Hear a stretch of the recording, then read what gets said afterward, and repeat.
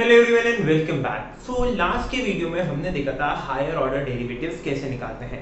अब हम आ चुके हैं डेरिवेटिव्स के एप्लीकेशन के one of the most important part, जिसका नाम है कि applications of derivative in real life, या मैं बोलूं कि डेली लाइफ में हम डेरिवेटिव्स के कहां-कहां पर एप्लीकेशंस देखते हैं। ठीक है, अभी आपको लग रहा होगा कि ये वर्ड प्रॉब्लम्स के फॉर्म में है, तो डेली लाइफ में कैसे? जब आप इसको क्वेश्चन को देखेंगे तब आपको समझ आएगा। देखिए मेरे सामने क्वेश्चन क्या है कि find two numbers whose sum is 24 and the product is as large as possible। ठीक है, अब पहले आपको क्वेश्चन समझना पड़ेगा। तो क्वेश्चन क्या बोल रहा है, देखिए मेरे को कुछ दो नंबर फाइंड करने हैं जिनका सम कितना होना चाहिए 24 और प्रोडक्ट कैसा होना चाहिए as large as possible। यानी कि मेरे पास एक फिक्स्ड टर्म है, क्या? सम। मैंने सपोज वो जो दो नंबर है वो क्या है, x और y है। ठीक है, और मैंने क्या मान लिया कि सपोज मान चलिए तो गिवन है मेरे पास कि x plus y is 24, right. अब मुझे क्या चाहिए कि इनका जो प्रोडक्ट है, प्रोडक्ट सपोज मैंने p से डिनोट किया, that is x into y। ये मुझे कैसा चाहिए? ये मुझे मैक्सिमम चाहिए, यानी कि ये मुझे मैक्सिमाइज करना है। मुझे ऐसी x और y की वैल्यू निकालनी है जहां पर मुझे ये जो प्रोडक्ट है ये कैसा मिले, मैक्सिमम मिले। तो अब इसे कैसे सॉल्व करेंगे? देखिए मेरे पास p में आ गई है एक इक्वेशन। मुझे पता है हायर ऑर्डर डेरिवेटिव जब भी हम डिस्कस करते हैं तो हमारा क्या प्रोसीजर था? हमारा प्रोसीजर था कि हमें सबसे पहले फर्स्ट डेरिवेटिव फाइंड करना है, उसको इक्वेट करना है जीरो से। फिर हमें क्या करना है, उससे क्रिटिकल पॉइंट्स निकालने हैं। उन क्रिटिकल पॉइंट्स पे हमें सेकंड डेरिवेटिव चेक करना है कि वो ग्रेटर देन जीरो आ रहा है, लेस देन जीरो आ रहा है, इक्वल टू जीरो आ रहा है। अगर इक्वल टू जीरो आ रहा है तो हम जाते हैं थर्ड डेरिवेटिव पे, राइट। चलिए अब इधर देखते हैं। सपोज मेरे पास प्रोडक्ट गिवन है, मैंने बोल दिया p is equal to x, y की जगह में क्या लिख सकता हूँ 24 minus x, so this is 24x minus x square। That implies that dp upon dx, यानी कि first derivative of the product with respect to x is 24 minus 2x। अगर मैं dp upon dx को इक्वेट कर दूं zero के, यानी कि 24 minus 2x is equal to 0, यानी कि x is equal to 12। ये उधर गया, 2 डिवाइड में आया तो x is equal to 12।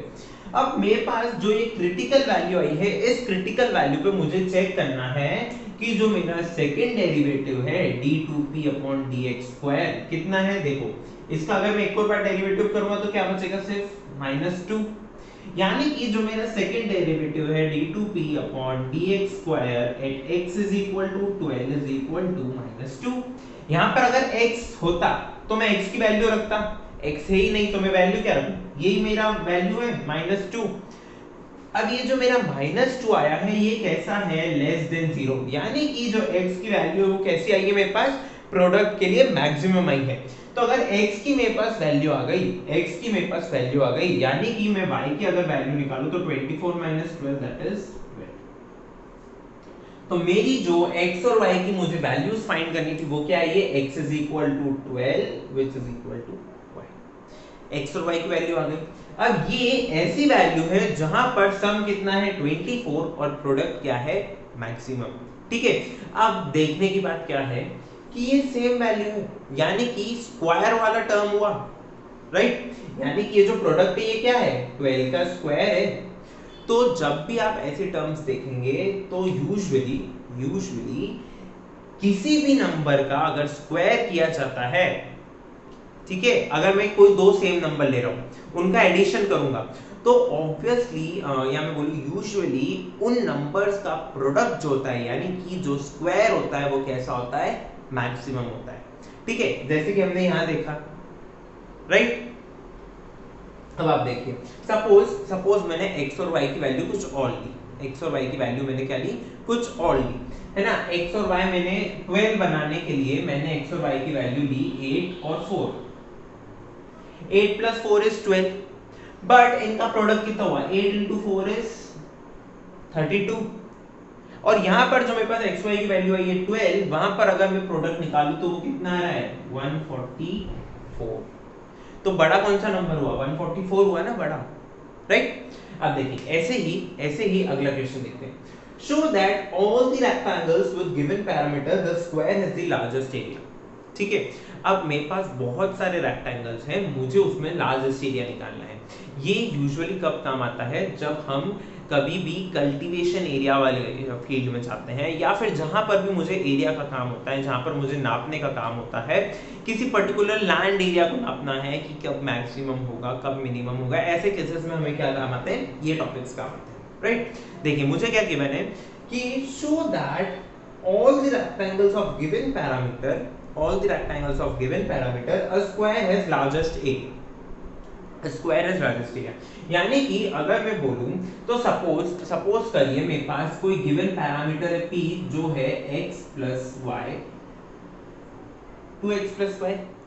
Rectangle का पैरामीटर क्या होता है, 2x plus y होता है ना, ठीक है। और रेक्टेंगल का एरिया क्या होता है, x into y। मुझे क्या चाहिए, मुझे ये मैक्सिमम चाहिए, मुझे इसको मैक्सिमाइज करना है। तो मुझे क्या करना पड़ेगा, ये देखो है ना, मेरे पास पैरामीटर गिवन है, पैरामीटर मेरा फिक्स है, मुझे एरिया को मैक्सिमम करना है, यानी कि मुझे क्या करना पड़ेगा, dA अपॉन dx या dA अपॉन dy, जिस भी टर्म में मैं बात करना चाहूं वो निकालना पड़ेगा।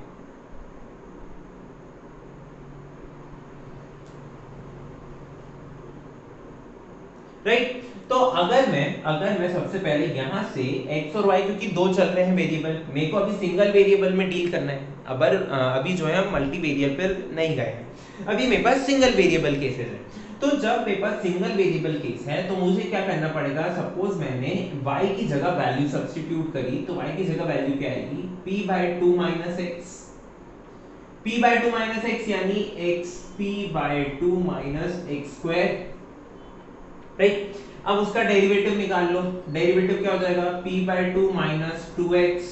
अब इस dA अपॉन dx को अगर मैं 0 के इक्वेट करूं तो मेरे को क्या मिलेगा, p/2 - 2x = 0, which implies मुझे अब क्या करना है, मुझे यहां से x की वैल्यू निकालनी है, राइट।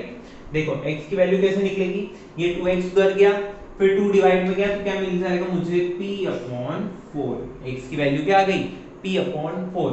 अब मुझे क्या चेक करना है, मुझे चेक करना है d2a upon dx² eight x = p/4, ये कितना आएगा। तो अब इसका एक और बार डेरिवेटिव लेंगे, इस टर्म में x नहीं है तो हो गया 0, इधर x है तो क्या बचा -2, दिस इज -2। अब यहाँ पर ऑलरेडी अगर x नहीं है तो मुझे वैल्यू रखने की जरूरत ही नहीं पड़ेगी, right. So this is less than 0 यानी कि मैक्सिमम, यानी कि x की वैल्यू कितनी है, p/4। अब इस इक्वेशन में आप रख के देखो क्या है मेरे पास, p = 2 p/4 plus y, तो p = p/2 plus y, तो y की वैल्यू कितनी आ गई, p/2, y की वैल्यू कितनी आ गई, p/2 आ गई, sorry this is 2y, so y = p/4, right. अब देखो जो मेरी x की वैल्यू आई p/4, वही मेरी y की वैल्यू आई, जो मेरी x की वैल्यू है वही मेरी y की वैल्यू है। और x और y क्या मान के चले थे, x और y है साइड्स ऑफ रेक्टेंगल, राइट। अगर एडजेसेंट साइड्स, ठीक है, एडजेसेंट साइड्स किसी भी रेक्टेंगल की इक्वल हो जाती है तो वो क्या बन जाता है, स्क्वायर बन जाता है, राइट। तो यहाँ पर x और y की मेरे पास वैल्यू क्या आ गई है, इक्वल आ गई है। तो ये अल्टीमेटली मेरे को क्या प्रूव हो गया कि जो मेरा गिवन पैरामीटर है, जो मेरा गिवन पैरामीटर है किसी भी रेक्टेंगल का, उस पर मुझे मैक्सिमम एरिया कब मिलेगा, जब वो रेक्टेंगल क्या हो, स्क्वायर हो। और ये मैंने कैसे बोला, ये मैंने इस रिजल्ट को देख के बोला कि एडजेसेंट साइड्स मेरी कैसी है, इक्वल है, राइट। सो इसी के साथ हमारा एप्लीकेशंस ऑफ डेरिवेटिव्स में जो लास्ट पार्ट था वही भी खत्म होता है। इसके अलावा भी बहुत सारे एग्जांपल्स हैं, ऐसे एग्जांपल्स हैं कि आप सोच के देखेंगे क्या बात कर रहे हो कि ये डेरिवेटिव में आते हैं। जैसे कि वाटर ड्रिपिंग, किसी कोनिकल फ्लास्क से वाटर ड्रिप हो रहा है तब भी आप डेरिवेटिव का यूज करते हैं कि उसकी हाइट फाइंड कर सके, कितना ड्रिप हो या कितना ड्रिप हो रहा है, ठीक है। ऐसे बहुत सारे एप्लीकेशंस है डेरिवेटिव्स के। तो ऐसे एप्लीकेशंस, ऐसे एग्जांपल्स आपको नोट्स में मिलेंगे, आप उन्हें चेक कर सकते हैं और इसी के साथ उन्हें प्रैक्टिस करें और कुछ भी डाउट हो तो हमें कांटेक्ट कर सकते हैं। मिलते हैं अगले वीडियो में, तब तक के लिए thank you for watching and keep supporting. और भूलना मत नए वीडियो के साथ, नया प्लेलिस्ट शुरू होने वाला है नए टॉपिक के साथ। इसी जोश के साथ मिलते हैं अगले वीडियो में।